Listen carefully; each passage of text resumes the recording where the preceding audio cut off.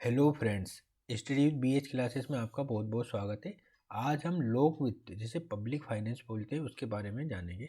तो सबसे पहले इसकी हम जानेंगे अवधारणा क्या है, इसके महत्व को जानेंगे। लोक वित्त और निजी वित्त क्या होता है इसके बारे में जानेंगे।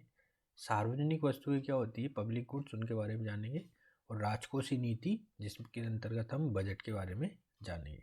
तो स्टार्ट करते हैं आज का डिस्कशन। लोक वित्त का संबंध सत्ता की वित्तीय व्यवस्था के विज्ञान और कला से होता है। लोक शब्द का प्रयोग सामान्यतः सरकार या राज्य के लिए किया जाता है। इसके अंतर्गत सभी सरकारें शामिल होती है, अर्थात लोक सत्ता किस प्रकार अपनी आय का सृजन करती है एवं किस प्रकार उसका व्यय किया जाता है, यही लोक वित्त का मुख्य उद्देश्य है। लोक वित्त का संबंध केंद्र सरकार, राज्य सरकार और स्थानीय सरकार की आर्थिक गतिविधियों से होता है। इस प्रकार लोक वित्त वो विज्ञान है जो सार्वजनिक आय, व्यय, सार्वजनिक ऋण, वित्तीय प्रशासन, राजकोषीय नीति आदि का समाज और अर्थव्यवस्था पर उत्पन्न होने वाले प्रभाव का अध्ययन करता है। लोक वित्त का क्षेत्र कौन सा होता है, विषय क्षेत्र इसको। लोक वित्त के अंतर्गत निम्नलिखित बिंदु शामिल होते हैं, कौन कौन से? सार्वजनिक आय, सार्वजनिक व्यय, सार्वजनिक ऋण, वित्तीय प्रशासन, आर्थिक इकाइयाँ और आर्थिक समृद्धि, ये लोक वित्त के क्षेत्र हैं। अतः लोक वित्त का संबंध न केवल सरकार के आर्थिक कार्यों से बल्कि ये संसाधनों के अधिकतम दोहन से भी संबंधित है। लोक वित्त और निजी वित्त में क्या अंतर है? लोक वित्त का संबंध सार्वजनिक आय तथा व्यय से होता है, जबकि निजी वित्त व्यक्तिगत आय से संबंधित होता है। लोक वित्त का उद्देश्य सामाजिक आवश्यकताओं की संतुष्टि करना है, जबकि निजी वित्त व्यक्तिगत आवश्यकताओं की पूर्ति पर बल देता है। अर्थात लोक वित्त का लक्ष्य जन कल्याण को बढ़ावा देना है, जबकि निजी वित्त का लक्ष्य लाभ अर्जित करना होता है। निजी वित्त की तुलना में लोक वित्त का स्रोत विस्तृत है। अब लोक वित्त का क्या महत्व है? वर्तमान युग में विभिन्न देशों की सरकारें अपने अपने देश में उत्पादन और रोजगार को प्रोत्साहित करने के लिए अनेक प्रयास करती है। परिणाम स्वरूप लोक वित्त का महत्व बढ़ने लगता है। राज्यों के कार्य और उत्तरदायित्व का विस्तार होने के कारण लोक वित्त का विषय क्षेत्र भी व्यापक होने लगता है। इस प्रकार लोक वित्त की गतिविधियां उपभोग एवं निवेश को प्रोत्साहित करते हुए प्रत्येक व्यक्ति के जीवन स्तर को प्रभावित करती है। भारत में लोक वित्त निम्नलिखित दृष्टिकोण से महत्वपूर्ण है। पहला क्या है? बचत और निवेश को प्रोत्साहन मिलता है इससे। संसाधनों का उचित आवंटन और अधिकतम दोहन होता है। मुद्रास्फीति दर पर नियंत्रण होता है। संविधान के मूलभूत उद्देश्यों की प्राप्ति होती है। अब हम जानेंगे राजकोषीय नीति क्या होती है। सरकार की वो नीति जो सरकार के आय और व्यय के प्रबंधन से संबंधित होती है, राजकोषीय नीति कहलाती है। ये नीति अर्थव्यवस्था में आय का वितरण, संसाधनों का आवंटन और आर्थिक स्थिरता से संबंधित होती है। ये सरकार के आय और व्यय का गुणात्मक और मात्रात्मक सूचक है। राजकोषीय नीति उस समग्र आर्थिक नीति का अंग है जिसका उद्देश्य व्यापक आर्थिक सामाजिक विकास करना है। इसे बजटीय नीति भी कहते हैं, क्योंकि इसे लागू करने के लिए बजट का प्रयोग किया जाता है। राजकोषीय नीति के उद्देश्य क्या क्या है? संसाधनों का कुशलतम आवंटन करना, धन एवं आय का समान वितरण सुनिश्चित करना, वंचित वर्ग को आवश्यक मूलभूत वस्तुएं उपलब्ध कराना, आर्थिक स्थिरता और आर्थिक विकास को बढ़ावा देना। निजी और सार्वजनिक क्षेत्र द्वारा अर्थव्यवस्था में निवेश को प्रोत्साहित करना। अब हम जानेंगे बजट के बारे में। सरकार की एक वित्तीय वर्ष के अनुमानित प्राप्तियों और अनुमानित व्यय का विवरण बजट कहलाता है। संविधान के अनुच्छेद 112 के अनुसार बजट के लिए वार्षिक वित्तीय विवरण का प्रयोग किया जाता है। इस अनुच्छेद के अनुसार राष्ट्रपति प्रत्येक वित्तीय वर्ष के संदर्भ में संसद के दोनों सदनों के समक्ष भारत सरकार की उस वर्ष की अनुमानित प्राप्तियों और अनुमानित व्यय का विवरण करवाएंगे, जिसे वार्षिक वित्तीय विवरण कहा जाएगा। बजट बीते वित्त वर्ष में सरकार का वित्तीय निष्पादन और आगामी वित्त वर्ष के लिए सरकार के राजकोषीय नीति को प्रदर्शित करता है। बजट के निम्नलिखित उद्देश्य होते हैं। क्या उद्देश्य है बजट के? है ना, तो एक डायग्राम के थ्रू मैं बताना चाहूँगा इसमें। ठीक, इसको मैं रोटेट हो जाएगा, है ना। देखो ये है ना, बजट के उद्देश्य क्या क्या है। आय और परिसंपत्ति का पुनर्वितरण, इसमें आर्थिक असमानता को न्यूनतम करना, समता को प्रोत्साहित करना, समावेशी विकास को बढ़ावा देना, है ना। संसाधनों का पुनः आवंटन में फायदेमंद होता है। सार्वजनिक वस्तुओं तथा प्रत्येक व्यक्ति की पहुंच सुनिश्चित करना, प्रत्येक व्यक्ति को मूलभूत वस्तु उपलब्ध कराना, है ना। आर्थिक स्थिरता सुनिश्चित करना, नियंत्रित मुद्रास्फीति के साथ आर्थिक समृद्धि दर को प्रोत्साहित करना, सार्वजनिक क्षेत्र के उद्यमों का प्रबंधन करना, लाभ की अपेक्षा सामाजिक कल्याण पर फोकस करना, अकुशलता की स्थिति में विनिवेश की सहायता से निजीकरण को प्रोत्साहित करना, है ना। तो ये सब उद्देश्य होते हैं, है ना। अब इसको मैं वापस रोटेट कर देता हूँ, ठीक है, एक सेकेंड, ठीक है। अब हम देखेंगे, ये हो गया पूरा। अब हम देखेंगे सार्वजनिक वस्तुएं क्या होती है, पब्लिक गुड्स क्या होती है। वे वस्तुएं जो सार्वजनिक आवश्यकताओं की पूर्ति करती है तथा जिनके लिए स्रोत का प्रावधान बजट के माध्यम से किया जाता है, सार्वजनिक वस्तुएं कहलाती है। इनकी निम्न विशेषताएं होती है। क्या क्या विशेषताएं होती है। सार्वजनिक वस्तुएं गैर प्रतिद्वंदी होती है, अर्थात एक व्यक्ति द्वारा प्रयोग करने पर दूसरे व्यक्ति के लिए इनकी उपलब्धता कम नहीं होती है। सार्वजनिक वस्तु गैर वर्जित होती है, अर्थात वे व्यक्ति जो इनका भुगतान नहीं करते उन्हें इनके लाभ से वंचित नहीं किया जाता है। इस प्रकार भुगतान करने वाला और भुगतान न करने वाला दोनों इनका लाभ प्राप्त करते हैं, जैसे कानून व्यवस्था, सड़क आदि। बजट की विधायी प्रक्रिया क्या क्या है। बजट प्रस्तुतिकरण, बजट पर भाषण, बजट पर चर्चा, अनुदान की मांग, धन विधेयक और वित्त विधेयक, विनियोग विधेयक, है ना। अब हम जानते हैं बजट की महत्वपूर्ण चीज़ें, है ना। बजट वित्त मंत्रालय के आर्थिक कार्य विभाग, है ना, आर्थिक कार्य विभाग द्वारा तैयार किया जाता है। परंपरागत रूप से बजट बनाने की प्रक्रिया सितंबर अक्टूबर में प्रारंभ हो जाती है तथा फरवरी मार्च में इसे संसद में प्रस्तुत किया जाता है। बजट वित्त मंत्री द्वारा राष्ट्रपति की पूर्व अनुमति से संसद में प्रस्तुत किया जाता है। वित्त मंत्री के द्वारा बजट भाषण के माध्यम से संसद के समक्ष बजट का सारांश प्रस्तुत किया जाता है। संचित निधि में से किए जाने वाले अन्य व्यय को लोकसभा के समक्ष अनुदान की मांग के रूप में प्रस्तुत किया जाता है। लोकसभा के पास ये शक्ति होती है कि वो किसी अनुदान की मांग को अनुमति दे अथवा अनुमति न दे या उसकी राशि को कम कर दे। अनुदान की मांग राष्ट्रपति की सिफारिश पर ही की जाएगी, अन्यथा नहीं। इस प्रकार अनुदान की मांग पर मतदान केवल लोकसभा में हो सकता है, राज्यसभा इस पर केवल चर्चा कर सकती है। धन विधेयक, धन विधेयक को क्या बोलते हैं, मनी बिल। धन विधेयक की परिभाषा अनुच्छेद 110 में विस्तार से बताई गई है, जिसके अंतर्गत किसी कर का अधिरोपण, कर की समाप्ति, कर का विनियमन अथवा कर का परिवर्तन शामिल है। विनियोग विधेयक क्या होता है, संचित निधि से अनुदान की मांग के लिए आवश्यक राशि निकालने हेतु विनियोग विधेयक पारित होना आवश्यक है। ये संसद द्वारा पारित किया जाता है। बजट की संरचना क्या होती है। बजट की संरचना का अभिप्राय बजट के घटकों से है। बजट के मुख्यतः दो घटक होते हैं। कौन कौन से घटक होते हैं। पहला होता है राजस्व बजट और पूंजीगत बजट। राजस्व बजट क्या होता है, इस बजट का संबंध राजस्व प्राप्ति और राजस्व व्यय से होता है।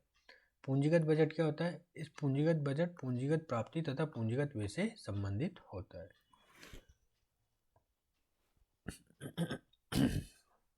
बजट के कंपोनेंट देखते हैं, राजस्व बजट, पूंजीगत बजट। राजस्व बजट के अंतर्गत राजस्व प्राप्ति, राजस्व व्यय। पूंजीगत बजट के अंतर्गत पूंजीगत प्राप्ति, पूंजीगत व्यय। राजस्व प्राप्ति भी दो तरह की होती है, कर राजस्व और गैर कर राजस्व, है ना। अब हम जानेंगे राजस्व प्राप्ति। सरकार की वे मौद्रिक प्राप्तियां जिनके फलस्वरूप ना तो सरकार की देयता उत्पन्न होती है, ना ही परिसंपत्तियों में कमी आती है, राजस्व प्राप्ति कहलाती है। ये दो प्रकार की होती है, टैक्स और नॉन टैक्स। नॉन टैक्स के अंतर्गत कैसे प्राप्त करते हैं हम, जुर्माना लगा के, सरकारी सेवाओं के लिए भुगतान प्राप्त करके, है ना। ब्याज प्राप्ति के माध्यम से, अनुदान प्राप्ति के माध्यम से, सार्वजनिक उद्यमों से प्राप्त लाभांश से, है ना, एस्चीट के माध्यम से, मतलब वो परिसंपत्ति जिसका कोई उत्तराधिकारी न हो, उस बिक्री से जो प्राप्त आय होती है वो एस्चीट कहलाती है। राजस्व व्यय क्या कहलाता है? सरकार द्वारा एक वित्तीय वर्ष में किया जाने वाला वो अनुमानित व्यय जिसके फलस्वरूप ना तो सरकार की देयताओं में कमी आती, ना ही सरकार की परिसंपत्तियों में वृद्धि होती, राजस्व व्यय कहलाती है। ब्याज भुगतान, सब्सिडी, कर्मचारियों को दिया गया वेतन, राज्यों को दिया गया अनुदान, रक्षा व्यय, ये सब इसी के अंतर्गत आते हैं। नेक्स्ट रहेगा हमारा पूंजीगत प्राप्ति। सरकार की एक वित्तीय वर्ष की वे मौद्रिक प्राप्तियां जिनसे ना तो सरकार की देयता उत्पन्न होती है अथवा जिससे ना तो सरकार की देयता उत्पन्न होती है अथवा परिसंपत्तियों में कमी आती है ना। पूंजीगत प्राप्ति एक बार और बता देता हूँ। सरकार की एक वित्तीय वर्ष की वे मौद्रिक प्राप्तियां जिनसे या तो सरकार की देयताएं उत्पन्न होती है अथवा परिसंपत्तियों में कमी आती है, पूंजीगत प्राप्ति कहलाती है। जैसे ऋणों की वसूली, विनिवेश से प्राप्ति, परिसंपत्तियों का विक्रय, उधार व अन्य देयताएं, है ना। विनिवेश करते हैं तो अपनी संपत्ति कम होती है ना, परिसंपत्ति कम होती है। नेक्स्ट हमारा आता है पूंजीगत व्यय। सरकार के एक वित्तीय वर्ष के वे सभी अनुमानित व्यय जिनके फलस्वरूप या तो सरकार के देयताओं में कमी आती या परिसंपत्तियों में वृद्धि होती है, उसे पूंजीगत व्यय कहते हैं। जैसे राज्यों को दिया गया ऋण, आधारभूत संरचना के निर्माण पर व्यय, ऋण का भुगतान, भूमि या मशीन का क्रय, ये इसके अंतर्गत आते हैं। ये डायग्राम है, आप इसको नोट्स डाउनलोड करेंगे और ये चीज़ें समझेंगे तो आपको आसानी से समझ में आ जाएंगी। अब हम जानते हैं बजट की स्थितियाँ। ठीक है, आधिक्य का बजट क्या होता है?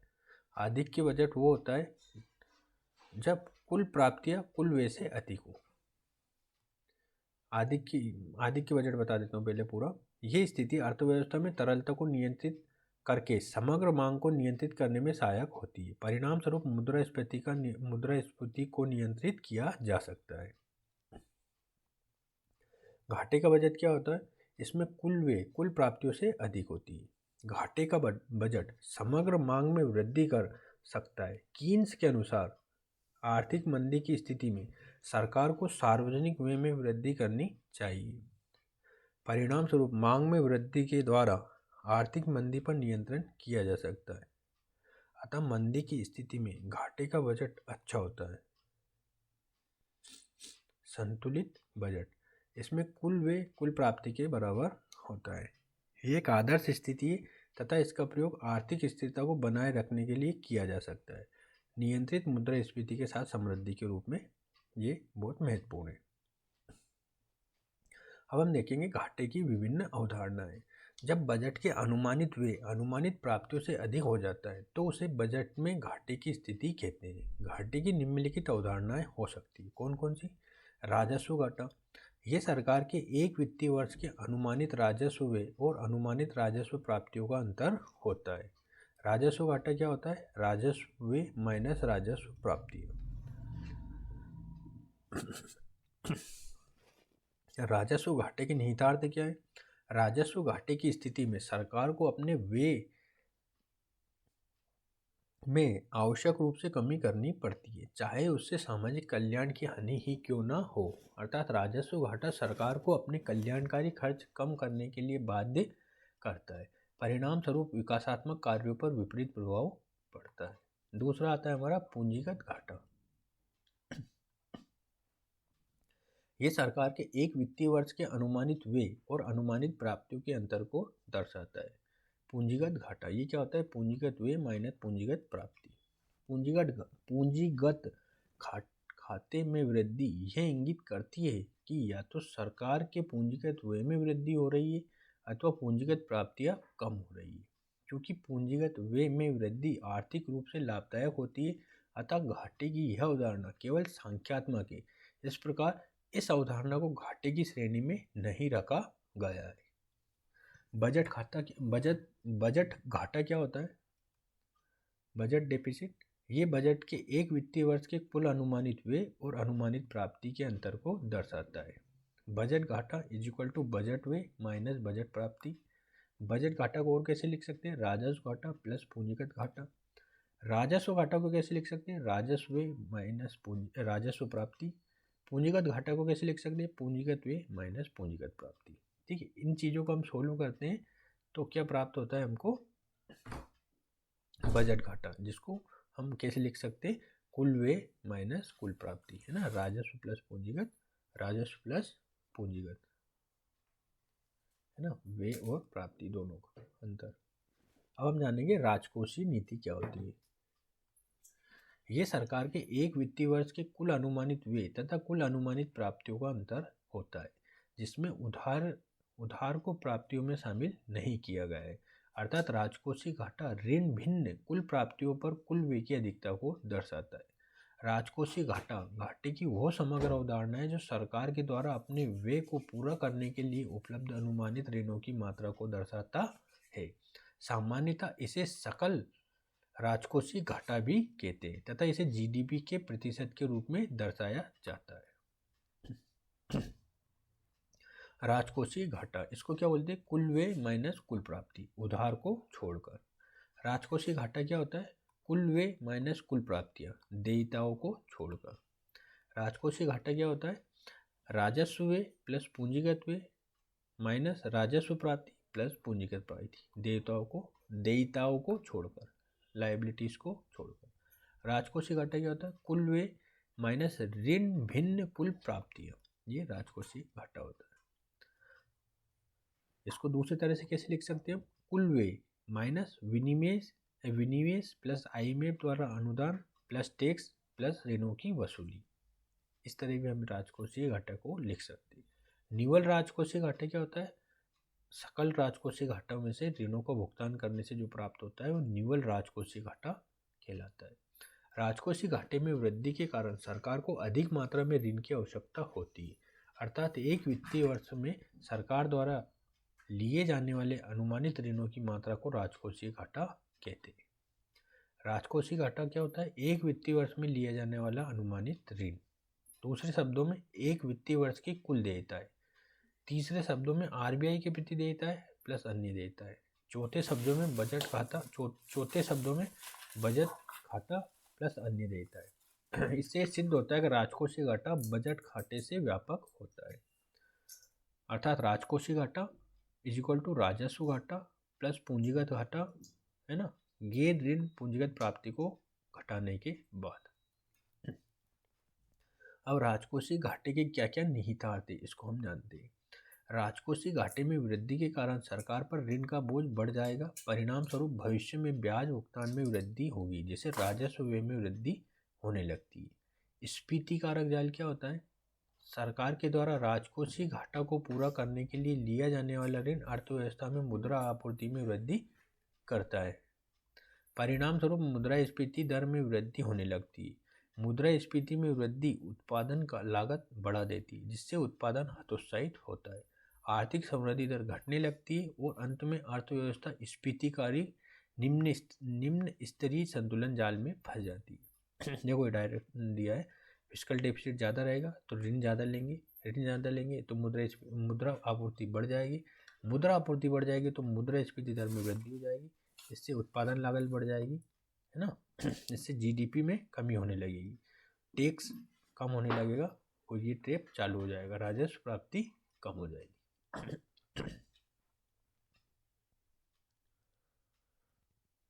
ठीक है, अब मैं बताता हूँ बहुत महत्वपूर्ण टर्म क्राउडिंग आउट। ये बहुत महत्वपूर्ण टर्म है, कभी कभी पूछ ली जाती है। उच्च राजकोषीय घाटे के कारण सरकार मुद्रा बाजार से अधिक संसाधन जुटाती है। परिणाम स्वरूप निजी क्षेत्र के लिए संसाधनों का अभाव होने लगता है। इस स्थिति में ब्याज दरें बढ़ जाती है और निवेश हतोत्साहित होता है, जो आर्थिक समृद्धि दर में कमी हो जाती है। इस प्रभाव को क्राउडिंग आउट कहते हैं। ठीक है, तो जैसे देखो मैं बताता हूँ, फिस्कल डेफिसिट ज़्यादा रहता है तो लोन ज़्यादा लेंगे, है ना, लोन ज़्यादा लेंगे तो, है ना, संसाधनों की जो मात्रा है वो कम हो जाएगी, मात्रा कम हो जाएगी तो ब्याज दर बढ़ जाएगी, ब्याज दर बढ़ जाएगी तो निवेश कम होगा, निवेश कम होगा तो जीडीपी की जो ग्रोथ रेट है वो कम हो जाएगी, है ना। तो ये पूरा क्या होता है, क्राउडिंग आउट इफेक्ट कहलाता है। राजकोषीय घाटे के कारण सरकार की विश्वसनीयता में कमी आती है, अर्थव्यवस्था की साख गिरने लगती है, विदेशी निवेश हतोत्साहित होता है, परिणाम स्वरूप विदेशी मुद्रा का अंतर प्रवाह कम हो जाता है, जो घरेलू मुद्रा के मूल्य ह्रास का कारण होता है। अतः इससे क्या होता है, चालू खाता घाटा में वृद्धि में मुद्रा होती है ना, वृद्धि होती है। जैसे देखो फिस्कल डेफिसिट ज़्यादा रहा तो लोन ज़्यादा लेना पड़ेगा, लोन ज़्यादा लिया तो क्रेडिट कम हो जाती है, जिससे साख कहते हैं। साख से क्या होगा, क्रेडिट रेटिंग एजेंसी अपनी क्रेडिट रेटिंग गिरा देती है, इससे विदेशी निवेश हतोत्साहित होने लगता है। विदेशी निवेश हतोत्साहित होगा तो विदेशी विनिमय भंडार में कमी आएगी, है ना, डॉलर कम हो जाएगा सामान्यतः। इससे क्या होगा, रुपए का मूल्य गिरने लगेगा। इससे क्या होगा, करंट अकाउंट डेफिसिट बढ़ने लगेगा। मतलब फिस्कल डेफिसिट और करंट डेफिसिट इस स्थिति में जुड़वा घाटा कहलाने लगता है। अतः उच्च राजकोषीय घाटा वित्तीय अनुशासन के अभाव का प्रतीक है। इस स्थिति में आर्थिक समृद्धि दर निम्न, बेरोजगारी दर उच्च और सरकार की राजस्व प्राप्तियां कम हो जाती है। फलस्वरूप अर्थव्यवस्था गतिहीन हो जाती है। ठीक है, अब हम जानेंगे प्राथमिक घाटा। घाटा क्या होता है? ये राजकोषीय घाटा और ब्याज भुगतान का अंतर है। राजकोषीय घाटा सरकार की समस्त उधार संबंधी आवश्यकताओं को दर्शाता है, जबकि प्राथमिक घाटा ये दर्शाता है कि ब्याज भुगतान के अलावा अन्य कार्यों को पूरा करने के लिए कितने ऋण की आवश्यकता है। सामान्यतः घाटा वर्तमान सरकार की नीतियों के मूल्यांकन में सहायक होती है ना। तो प्राथमिक घाटा क्या होता है, सामान्यतः मान लेते हैं किसी व्यक्ति को हमने 100 रुपये दिए, ठीक है, 100 रुपये दिए और उसको उस व्यक्ति को 80 रुपये पहले से किसी को ऋण देना है, तो उसको 100 रुपये दिए तो 80 रुपये उसने अब ऋण में दे देगा वो, जिससे लिया था उसने। अब उसके पास कितने बचे, 20 रुपये, है ना। तो ये उसका प्राथमिक घाटा कहलाएगा, है ना। प्राथमिक घाटा क्या होता है, राजकोषीय घाटा माइनस ब्याज भुगतान, है ना। अब इसको उपरोक्त जो मैंने समीकरण बनाई थी उस प्राथमिक घाटे में अगर मान रख देते हैं तो राजकोषीय घाटा और ब्याज भुगतान बराबर हो जाता है ना। ऊपर वाली कंडीशंस को हम मिलाते हैं तो क्या होता है, इसका तात्पर्य है कि सरकार को केवल इसलिए ऋण लेना पड़ता है ताकि वो ब्याज का भुगतान के दायित्व को पूरा कर सके, अन्यथा अन्य किसी कार्य को पूरा करने के लिए ऋण की आवश्यकता नहीं। अर्थात ये वित्तीय अनुशासन का प्रतीक है। मतलब क्या कहना चाहते हैं कि उस व्यक्ति के पास इतने संसाधन है कि वो जी सके, लेकिन ऋण देने के लिए तो उसे चाहिए ना। मान लो कि आज मेरे को 100 रुपये की ज़रूरत है, तो 100 रुपये तो मैं कमा रहा हूँ, लेकिन मैंने उधार ले रखे 10,000 रुपये, तो 10,000 रुपये तो देने हैं ना। तो मैं किसी से अगर 10,000 रुपये लेता हूँ तो ये मैंने पूरे 10,000 उधार जिससे उधार लिए थे उसे दे दी, आज का वर्तमान में चला रहा हूँ। तो ये वाली स्थिति यहाँ पे बताई गई। अब प्रभावी राजस्व घाटा क्या होता है? प्रभावी राजस्व घाटा होता है राजस्व घाटा माइनस संपत्ति सृजन के लिए दिया गया अनुदान।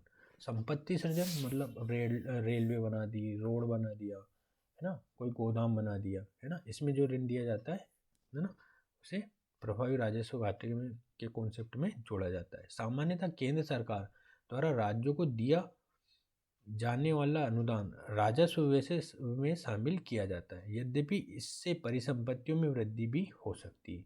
अतः ऐसा व्यय जिनसे परिसंपत्तियों में वृद्धि होती है उसे व्यय की प्रकृति के अनुसार राजस्व व्यय की श्रेणी में से हटा दिया जाता है तथा शेष राशि प्रभावी राजस्व घाटा कहलाती है। अब हम जानेंगे घाटे की वित्त व्यवस्था, जिसे हीनार्थ प्रबंधन भी कहते हैं। वो प्रक्रिया जिसके द्वारा सरकार अपनी आय और व्यय के अंतर को पूरा करने के लिए वित्त की व्यवस्था करती है उसे घाटे की वित्त व्यवस्था कहते हैं। अर्थात जब बजट व्यवहार के कारण असंतुलन होने लगता है तो उसे पूरा करने के लिए घाटे की वित्त व्यवस्था का प्रयोग किया जाता है। ये प्रक्रिया उन स्रोतों पर प्रकाश डालती है जिनके माध्यम से सरकार बजट की प्राप्तियों और व्यय के अंतर को पूरा करती है। घाटे की वित्त व्यवस्था को निम्नलिखित स्रोत है, क्या क्या है, ऋण, विनिवेश और अनुदान। ऋण दो तरह का हो सकता है, आंतरिक ऋण और बाह्य ऋण। आंतरिक ऋण हम आरबीआई से लेते हैं और घरेलू बाजार से ऋण लेते हैं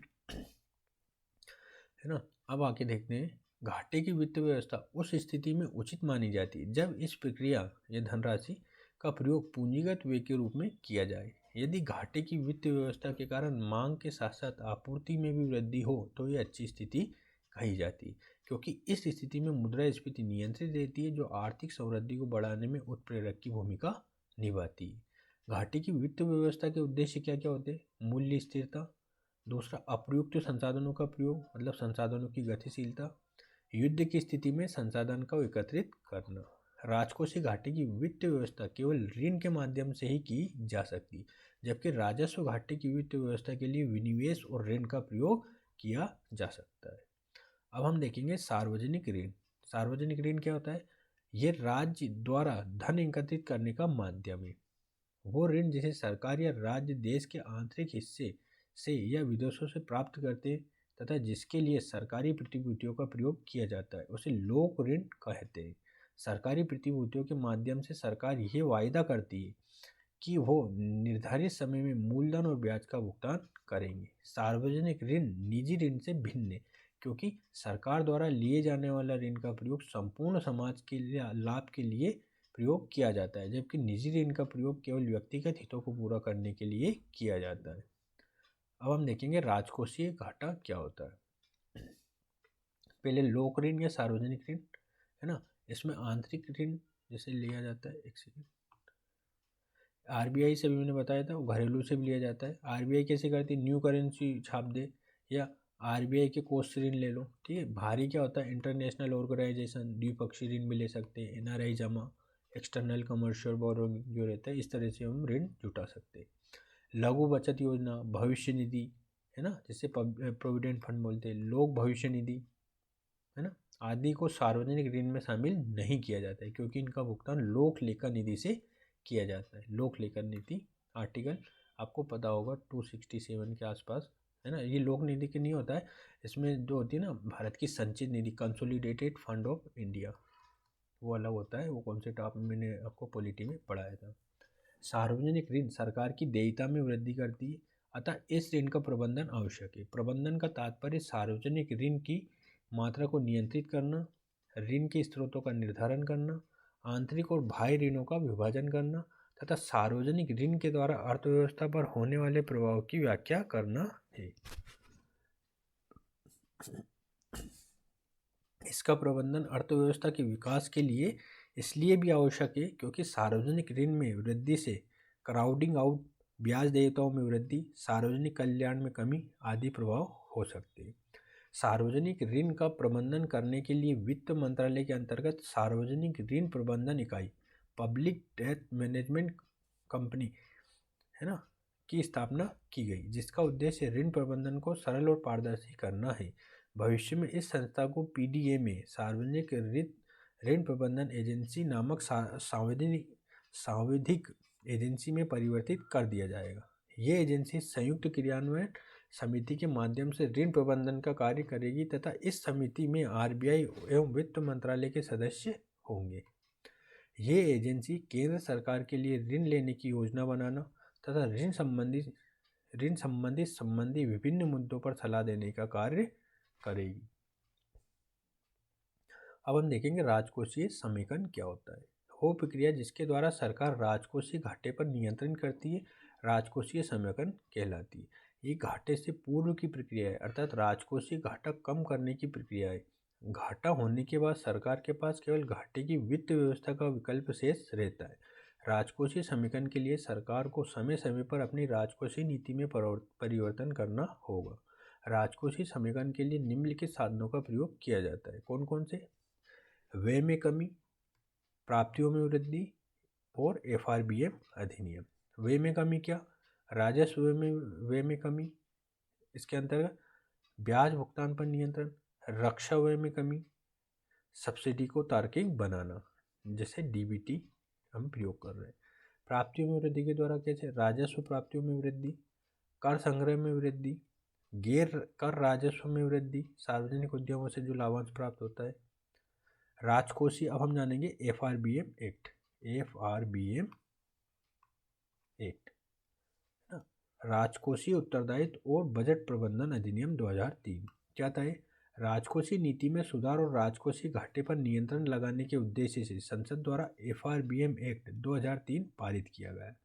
इसका उद्देश्य अर्थव्यवस्था में दीर्घकालिक समष्टिगत स्थिरता लाना, राजकोषीय नीति में पारदर्शिता को प्रोत्साहित करना, राजकोषीय नीति और मौद्रिक नीति के मध्य सामंजस्य को बढ़ाना था। केंद्र सरकार ने FRBM के अधिनियम के अनुरूप निम्नलिखित नियमावली तैयार की थी।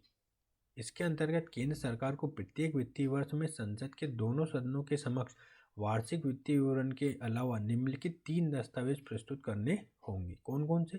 राजकोषीय नीति से संबंधित रणनीति का विवरण, मध्यावधि राजकोषीय नीति विवरण, समष्टिगत अर्थशास्त्र संबंधी रूपरेखा। यह अधिनियम केंद्र सरकार को राजस्व घाटा तथा राजकोषीय घाटा नियंत्रित करने संबंधी नीति बनाने के लिए प्रावधान स्थापित करता है। FRBM अधिनियम के अनुसार सरकार को अपना राजकोषीय घाटा प्रतिवर्ष 0.3% से कम करते हुए 2008 तक GDP के 3% तक लाना होगा तथा राजस्व घाटा प्रतिवर्ष 0.5% कम करते हुए 2008 तक समाप्त करना होगा। इन लक्ष्यों को प्राप्त न करने की स्थिति में केंद्रीय वित्त मंत्री संसद में जवाबदेह होंगे। वर्ष 2007-8 में सरकार आर्थिक मंदी के कारण उपरोक्त लक्ष्यों को प्राप्त नहीं कर पाई तथा वित्त अधिनियम 2012 के द्वारा FRBM अधिनियम में संशोधन करके उपरोक्त लक्ष्यों को 2015 तक स्थगित कर दिया गया। इसी समय प्रभावी राजस्व घाटे की विचारधारा अस्तित्व में आई। 2015 में प्रभावी राजस्व घाटे की अवधारणा आई, जो मैंने आपको पहले बता चुका हूँ। पुनः वित्त अधिनियम 2012 द्वारा उपरोक्त लक्ष्यों को वर्ष 2018 तक स्थगित कर दिया गया, जिसका कारण मानसून में देरी और कल्याणकारी खर्च में वृद्धि बताया गया। वर्ष 2016-17 में केंद्र सरकार ने FRBM एक्ट की समीक्षा के लिए श्री N.K. सिंह समिति की अध्यक्षता में एक कमेटी का गठन किया, जिसकी रिपोर्ट निम्नलिखित है ना। N.K. सिंह समिति की रिपोर्ट की अनुशंसा क्या थी? इस समिति ने वर्तमान FRBM अधिनियम को निरस्त करके एक नया अधिनियम बनाने की सिफारिश की, जिसका नाम ऋण और राजकोषीय उत्तरदायित्व अधिनियम होगा। समिति के अनुसार राजकोषीय प्रबंधन में सुधार के लिए संस्थागत सुधारों की आवश्यकता है, अतः समिति ने एक स्वतंत्र राजकोषीय परिषद के गठन का सुझाव दिया है, जो निम्नलिखित कार्य करेगी। क्या कार्य करेगी? ये परिषद केंद्र सरकार के राजकोषीय प्रदर्शन का स्वतंत्र और निष्पक्ष मूल्यांकन करेगी। ये परिषद केंद्र और राज्य सरकारों के लिए बहुवर्षीय राजकोषीय पुनर्नुमान तैयार करेगी। एस्केप क्लॉज का प्रयोग करने से पूर्व सरकार को परिषद से परामर्श लेना होगा। इस समिति ने केंद्र सरकार को घाटे के बजाय सार्वजनिक ऋण को लक्षित करने की सलाह दी। समिति के अनुसार वर्ष 2023 तक सार्वजनिक ऋण GDP का 60% होना चाहिए, जिसमें केंद्र सरकार का ऋण 40% और राज्य सरकार का सम्मिलित ऋण GDP का 20% होना चाहिए। समिति ने घाटे के बजाय ऋण को प्राथमिकता देने की सलाह इसलिए दी क्योंकि रेटिंग एजेंसियां दिवालियापन की गणना में ऋण को मुख्य आधार बनाया जाता है। समिति ने केंद्र सरकार को 2019-20 तक राजकोषीय घाटा GDP का 3% तथा 2022-23 तक GDP का 2.5% तक लाने की सिफारिश की और राजस्व घाटा प्रतिवर्ष 0.25% कम करते हुए 2023 तक GDP का 0.8% तक लाने की सिफारिश की है। यद्यपि राजकोषीय समेकन की प्रक्रिया में लचीलापन की अनुमति होगी। राजकोषीय समेकन में लचीलेपन के लिए विशेष परिस्थितियों में एस्केप क्लॉज का प्रावधान किया गया है, अर्थात निम्न स्थितियों में सरकार को राजकोषीय समेकन में छूट प्राप्त होगी। कौन कौन सी? राष्ट्रीय सुरक्षा का मुद्दा होगा तो, राष्ट्रीय आपदा हो जाएगी तब, कृषि क्षेत्र में भारी क्षति होगी तब, वास्तविक आर्थिक समृद्धि दर में 300 आधार अंक की अगर गिरावट होगी तब। समिति की सिफारिश में कठोरता और लचीलेपन दोनों का प्रावधान है, जिससे सरकार कल्याणकारी खर्च को जारी रखते हुए राजकोषीय समेकन की प्रक्रिया को पूर्ण कर पाएगी। इस समिति की रिपोर्ट के आधार पर बजट 2018-19 के अंतर्गत सरकार ने सार्वजनिक ऋण को सरकार ने GDP का 60% तक लाने का निर्णय लिया है। अब एक क्वेश्चन आता है कि क्या आप इस कथन से सहमत है कि वर्तमान में FRBM अधिनियम की प्रासंगिकता समाप्त हो चुकी है? उत्तर के समर्थन में अपने तर्क दीजिए। ये 150 शब्दों में लिखना है। इसका आंसर मैं रील्स बनाकर डाल चुका हूँ। है ना, मेरे आप रील्स वाले सेक्शन में देखेंगे तो वहाँ इसका आपको आंसर मिल जाएगा। एक और प्रश्न है, मौद्रिक नीति समिति के समान ही राजकोषीय नीति में पारदर्शिता के लिए एक स्वतंत्र और स्वायत्त निकाय की आवश्यकता है, इसकी समीक्षा कीजिए। तो इसका आंसर भी हम लिख सकते हैं। अब टैक्स सिस्टम वाला जो वीडियो है मैं अगले वाले पार्ट में बनाऊंगा। तो आज का वीडियो देखने के लिए बहुत बहुत धन्यवाद।